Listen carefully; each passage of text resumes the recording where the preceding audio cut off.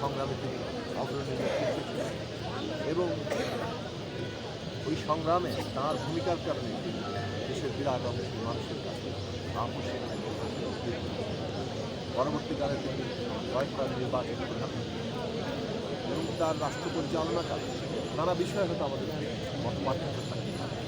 কিন্তু দেশের স্বাধীনতা সার্বভৌমত্বের প্রশ্ন এবং দেশের গণতান্ত্রিক ব্যবস্থা সমুন্নত রাখার প্রশ্ন তার ভূমিকা মানুষ স্মরণ করে। বিশেষভাবে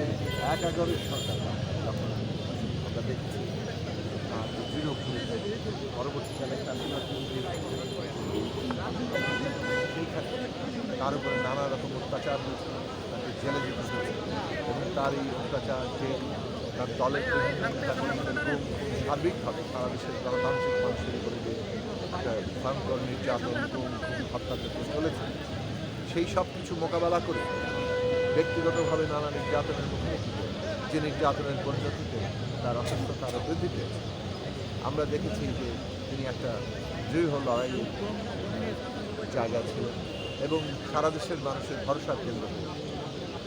এই যে ফ্যাসিবাদ বিরোধী লড়াইয়ে মৃত্যু ঝুঁকি নিয়ে নিজের